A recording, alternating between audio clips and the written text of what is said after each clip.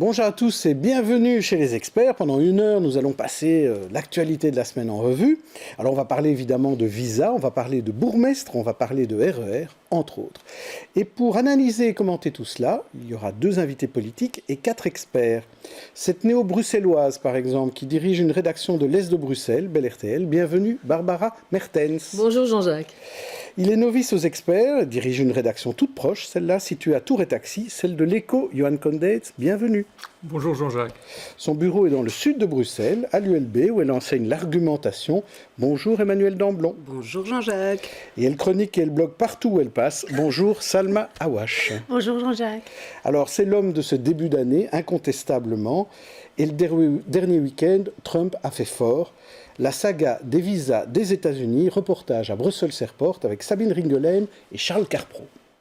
Indignation devant la bourse ce midi. Environ 200 personnes manifestent leur colère face au décret anti-immigration de Donald Trump. Depuis vendredi dernier, les ressortissants de 7 pays dont la population est majoritairement musulmane, l'Iran, l'Irak, la Libye, la Somalie, le Soudan, la Syrie et le Yémen, sont purement et simplement interdits d'entrer aux États-Unis.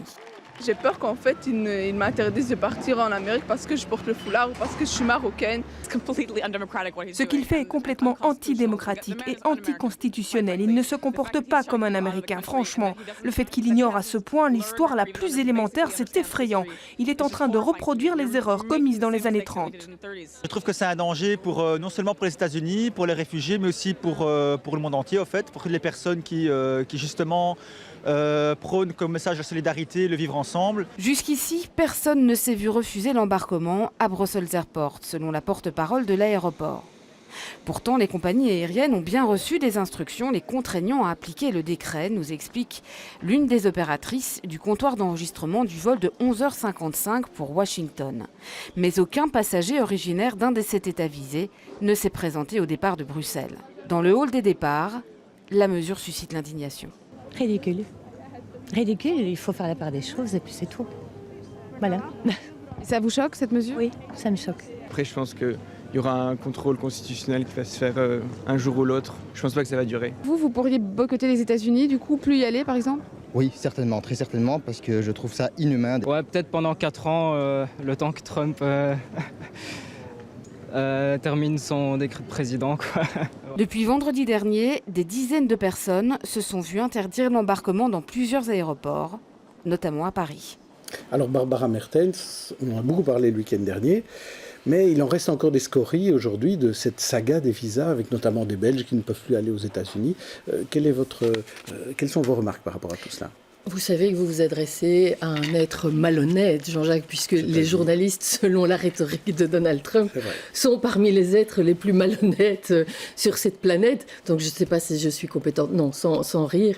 Ce qui se passe, c'est qu'on imaginait que Trump allait peut-être prendre un petit peu de temps avant de marquer sa présidence et sa présence à la Maison-Blanche, et alors absolument pas, puisque dès le jour de sa prestation de serment, il y a des choses très concrètes qui se sont passées, comme par exemple la version espagnole du site de la Maison-Blanche qui a disparu le soir même de sa prestation de serment. Et alors le week-end dernier, le décret anti-immigration, avec des réactions, des conséquences, et j'ai l'impression qu'il y a eu déjà ces manifestations monstres de femmes le lendemain de sa prestation de serment.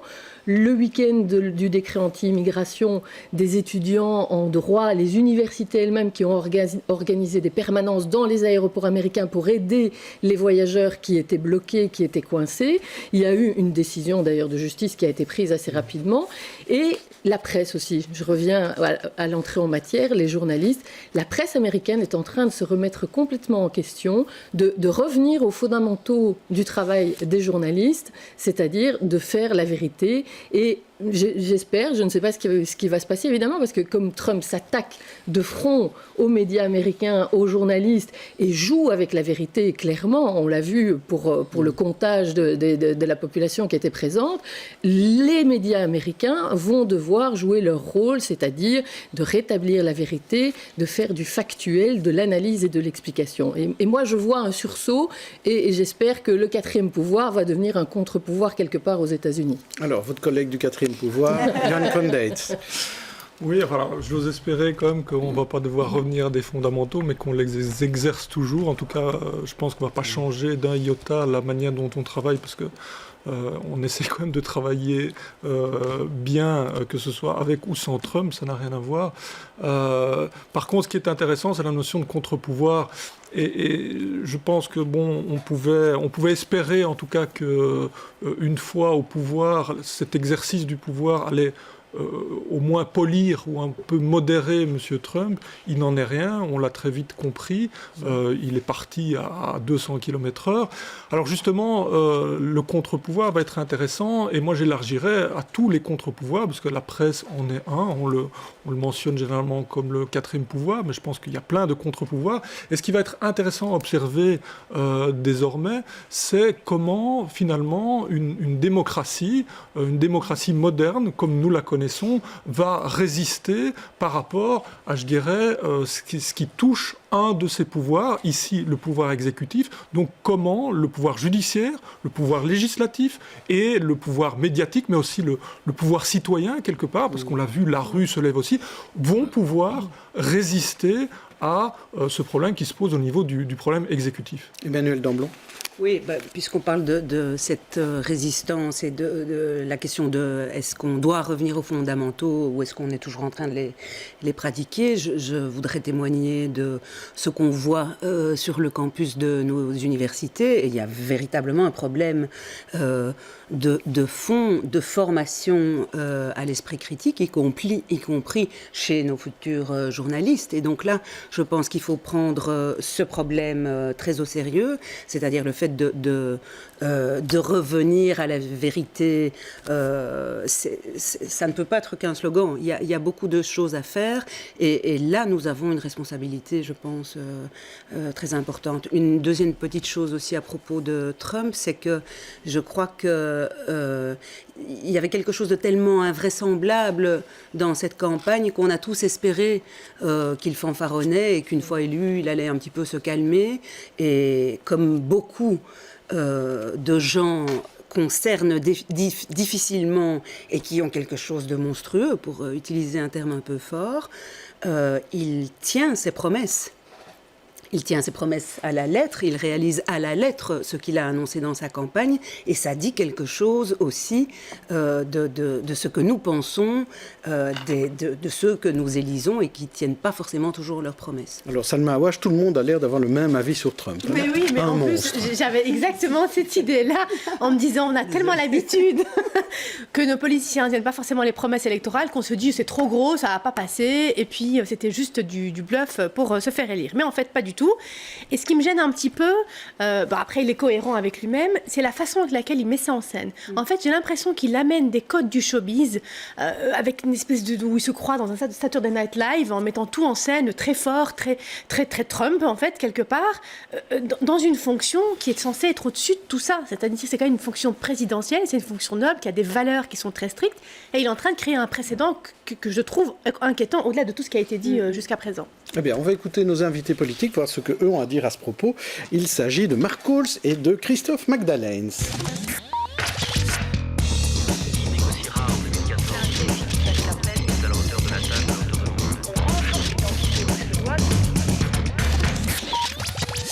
Donc Christophe Magdalens, bourgmestre faisant fonction d'Oderghem, défi, et à ses côtés Mark Coles, bourgmestre d'Uccle et maire faisant fonction également. Bourgmestre faisant fonction. Oui, on va tout de suite commencer avec vous. Alors, Mark Coles, le bourgmestre, c'est Armand de Decker. Comment va-t-il ? Mais je l'ai eu de temps en temps au téléphone, mais il a été fort marqué par tous les événements que l'on connaît. Donc il est en congé de maladie. J'espère pouvoir reprendre aussi vite que possible. Pas de date connue de reprise de fonction ? Normalement, il devrait reprendre dans une quinzaine de jours. On verra si ça sera le cas ou bien si ça sera prolongé. Et dans votre cas, Christophe Magdalens, vous, le bourgmestre empêché, c'est Didier Gauzoin. Il va bien ? À ma connaissance, il va même très bien. Je trouve qu'il est en grande forme et il travaille fort bien la région.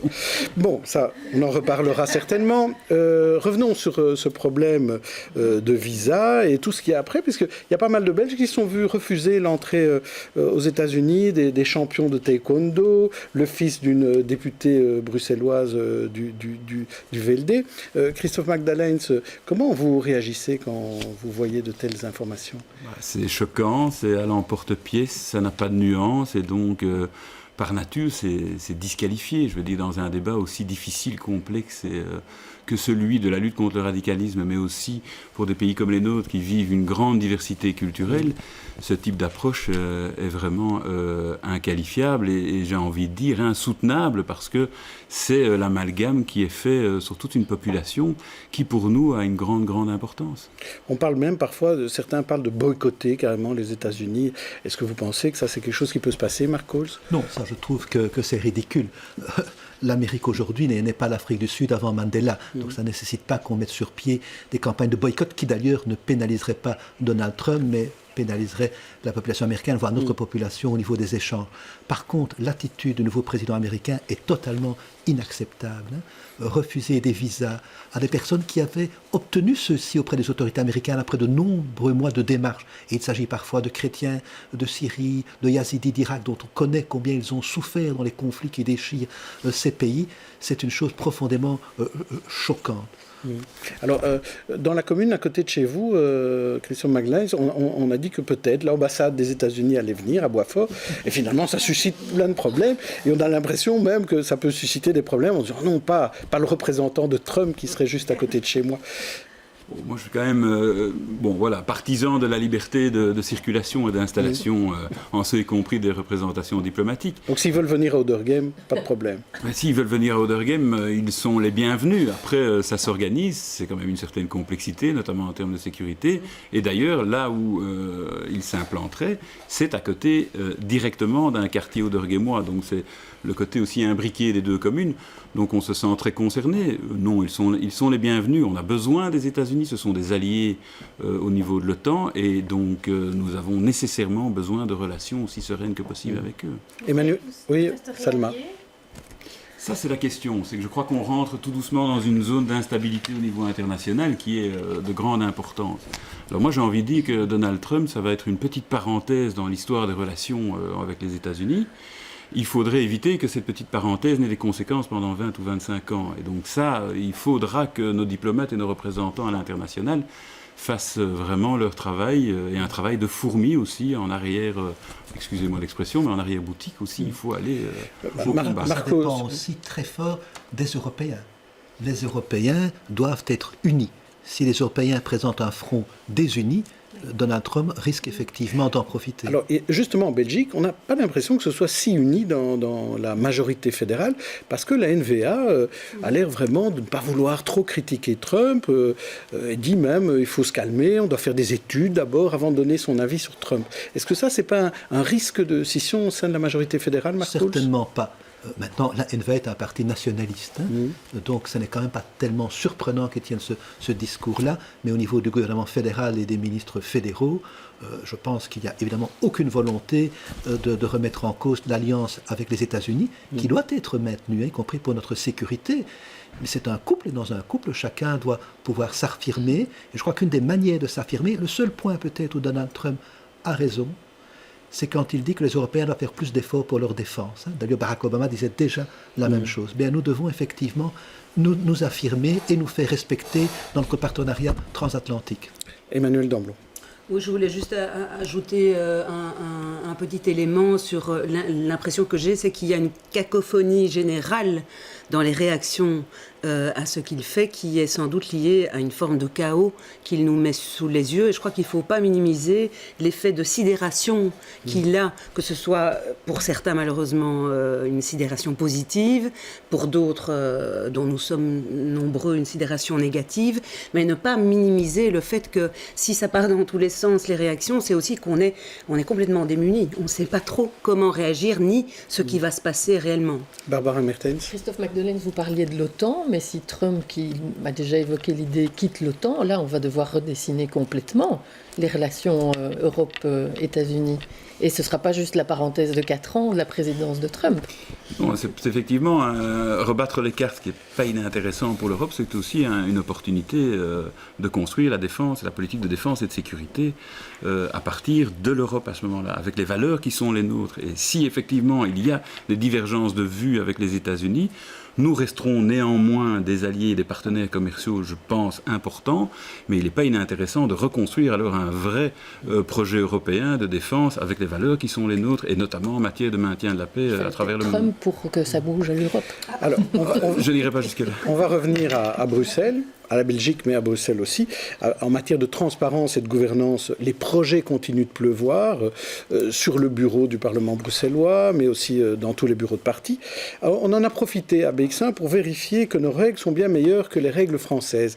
Et c'est vrai, par exemple, dans le cas des assistants parlementaires. Quoique, reportage Michel Gaillard et Yannick Van Gansbeek.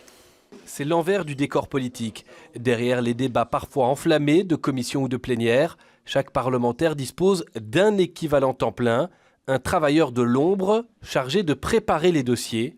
Et pour éviter le népotisme, au recrutement, il y a un règlement. Le député ne peut engager comme employé ni son conjoint, ni la personne cohabitant maritalement avec lui, ni un parent ou allié jusqu'au 2e degré inclus. Ça signifie que vous ne pouvez pas engager vos grands-parents, vos parents, vos enfants, vos petits-enfants ou vos frères et sœurs. Le salaire d'un collaborateur à Bruxelles est inspiré par un barème fonction publique, 2 500 € brut pour un administratif, 2 800 € brut pour un universitaire. Des règles similaires existent au Parlement fédéral. En y cherchant, nous avons trouvé Luca Ducarme, fils d'un ancien ministre-président et frère d'un actuel chef de groupe. Mais Luca travaille pour un autre député. Depuis 13 ans, ce juriste est licencié en sciences administratives est au service de Philippe Pivin. J'ai sollicité un emploi à la commune de Kuckelberg. Et donc j'ai commencé en travaillant à la commune de Kuckelberg. Et donc pendant un certain nombre d'années, je travaillais dans les services de la commune. Et puis en 2009, je lui ai proposé de devenir son collaborateur parlementaire. C'est une relation qui est pleine, je dirais, de complicité, mais dans le bon sens du terme, de compréhension, et qui au départ était une relation strictement professionnelle, quoique avec le nom de mon collaborateur, il y avait déjà quelque chose de différent, quelque chose de plus particulier. On a appris à se connaître, à s'apprivoiser sans doute l'un l'autre, et on a une très belle relation. Une relation de longue date entre deux politiques de générations différentes, mais proches sur le plan des idées. La Belgique, on le sait, s'accommode plutôt bien des dynasties, politiques notamment. Voilà, donc on a vu effectivement, il y a beaucoup de générations familiales politiques, mais par contre, pas question d'engager des assistants parlementaires dans sa famille proche. Emmanuel Damblon ? Je vais rebondir sur le mot complicité et l'adjectif positif qui lui a été adjoint. La complicité négative, ce serait sans doute le complot.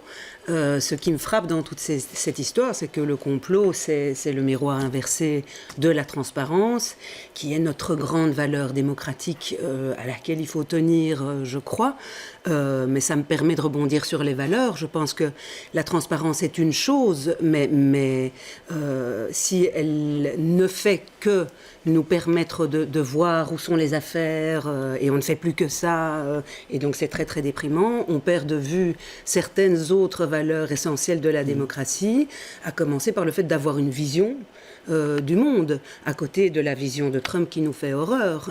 Les valeurs européennes ou démocratiques demandent une vision qui, à mon avis, vont au-delà de cette obsession de la transparence. Vous trouvez que les médias en font trop, Marc Cole, sur ces affaires de transparence, de manière générale? Bien entendu, les médias jouent le rôle d'information. Je crois qu'il faut quand même rappeler qu'en tout cas à Bruxelles, dans les intercommunales notamment, on n'a aucune situation, ni de près ni même de très loin, comparable à l'intercommunale liégeoise Publifin, qui est un véritable scandale. Ce qui ne veut pas dire qu'on ne peut pas prendre encore de nouvelles mesures. Il y a des propositions sur les tables, ça mérite d'en débattre et de voir comment on peut encore effectivement mieux réglementer la situation, éviter des éventuels abus.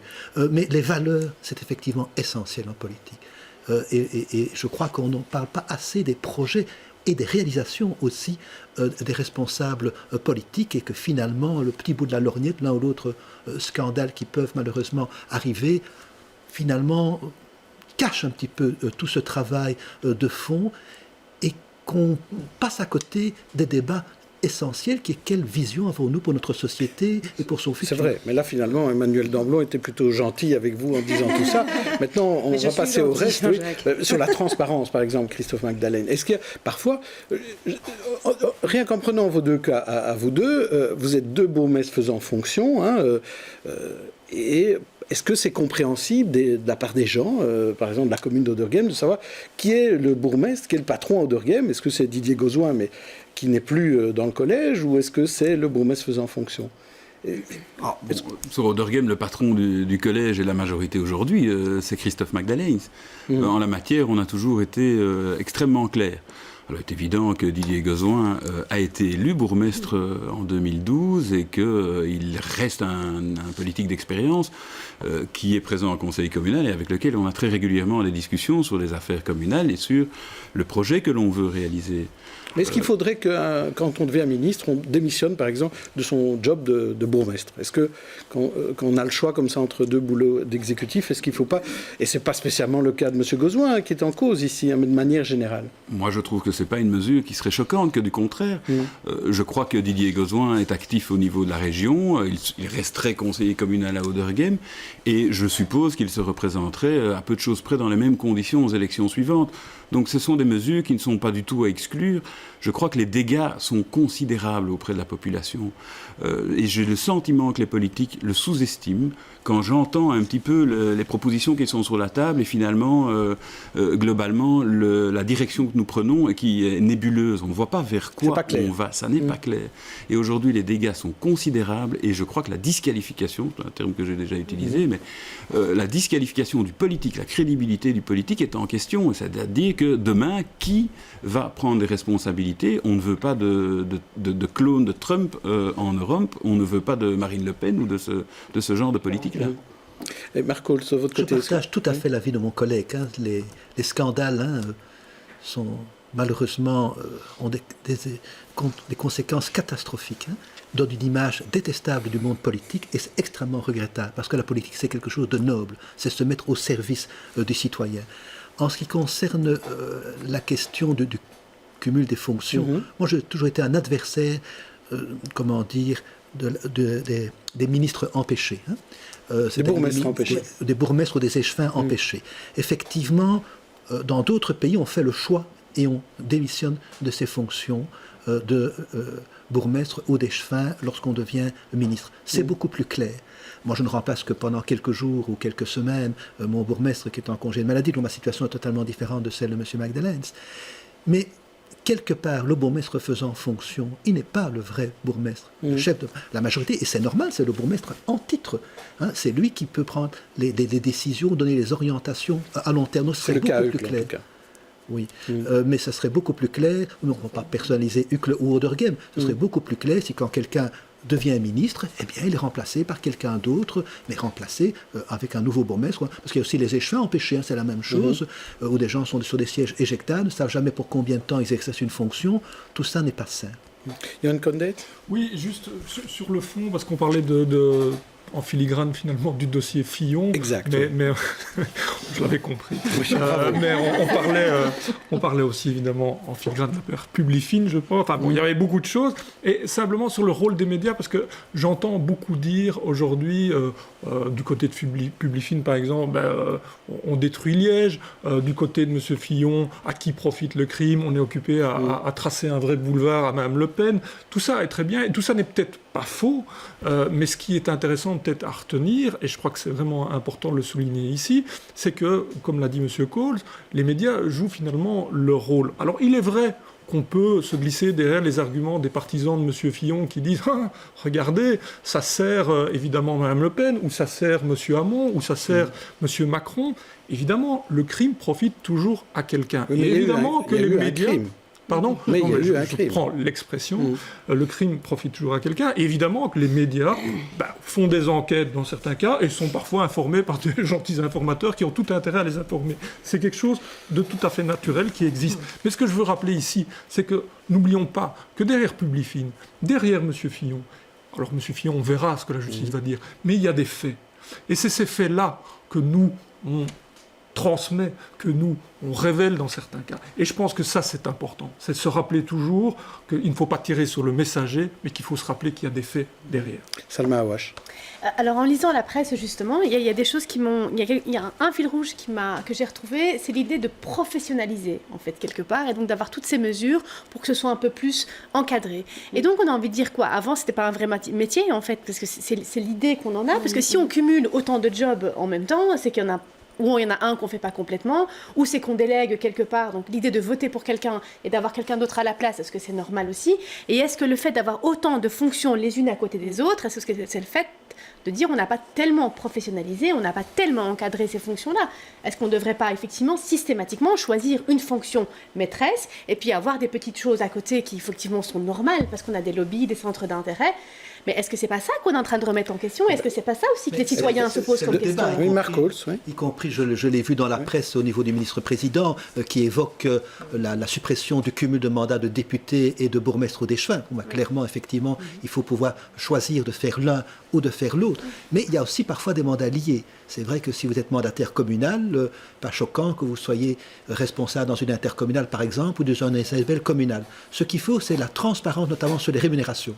C'est fait pour les parlementaires comme pour les bourgmestres et les échevins. Ce sont des barèmes officiels qui sont publiés.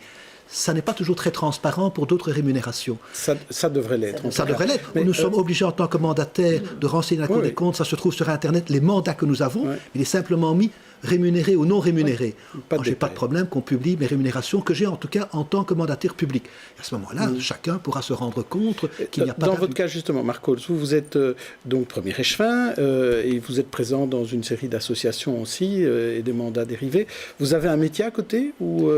Est-ce que vous exercez encore? Aujourd'hui, je suis fonctionnaire en congé politique du ministère des Finances. Je vais passer des concours, je vais travailler dans le privé et dans le public.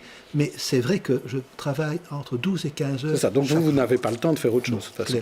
Et vous, Christophe Magdelaine, vous avez aussi travaillé aux finances. Christophe Magdelaine, vous avez aussi travaillé aux finances. Christophe Magdelaine, vous avez travaillé aux finances. Magdelaine, vous avez travaillé aux finances.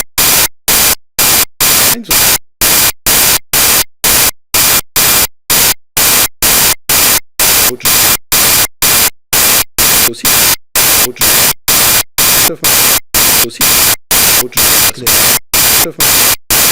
au final